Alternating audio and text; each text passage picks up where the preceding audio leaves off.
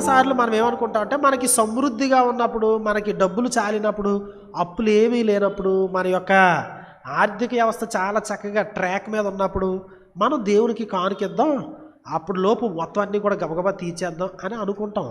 కానీ అది కాదు. నీకు అప్పులు ఉన్నాయి, ఇంకోటి ఉన్నాయి, సమస్యలు ఉన్నాయి, నీ పంట రాలేదు, తినడానికి గింజలు లేవు, ఇంకోటి లేదు. ఆ వచ్చిన దాంట్లోనే 500లోనే దశంభాగం తీసిరా, 5,000లోనే దశంభాగం తీసిరా, 50,000లోనే దశంభాగం తీసిరా, ప్రతిష్టార్పణలు తీసిరా అని ఇశ్రాయేలు జనాంగాన్ని చెప్తున్నాడు. మీరు మా దగ్గర ఏమీ లేదు తేడానికి కాదు, నీ దగ్గర ఉన్న దాంట్లోనే. ఇది ఎలా ఉంటుందంటే, సారెపతు అనేటువంటి ఊరిలో ఒక విధవరాలు ఉంది. మొదటి రాజుల గ్రంథంలో మనం చూస్తాం. ఏలియా గారు వెళ్ళి, అమ్మా నాకు నీళ్ళు తీసిరా, నీళ్ళతో పాటు నాకు ఒక చిన్న అప్పం తీసిరా అన్నాడు. ఆవిడ అన్నది, నేను నీళ్ళు అంటే తెస్తాను కానీ అప్పం ఎక్కడి నుంచి తెస్తాను, ఈ కరువులో నేను నా కుమారుడు తినేసి చచ్చిపోదాం అనుకుంటున్నావు, ఇక లాస్ట్ మీల్లో కూడా నువ్వు మళ్ళీ చిలకొట్టు కొడతానంటే అట్లాగా, నువ్వు వెళ్ళి తీసిరా అన్నాడు.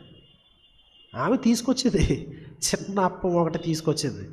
ఏంటి, తొట్టులో పిండి కొదువు కాలేదు, బుడ్డులోని నూనె అయిపోరా. ఆ 3 సంవత్సరాల్లోనూ కూడా ఆ కరువు ఉన్నంతకాలం కూడా వాళ్ళు పోషించబడినట్లుగా, ఆమె ఇంటి వారు పోషించబడినట్లుగా. ఇంకా ఆమె ఇంటి దగ్గర చుట్టాలే చుట్టాలు, ప్రతిరోజు చుట్టాలే. ఎందుకు? తిండి ఉంది, అట్లున్నాయి. సో కాబట్టి నా దగ్గర ఎంత ఉంది లేకపోతే ఇంకోటి అది కాదు.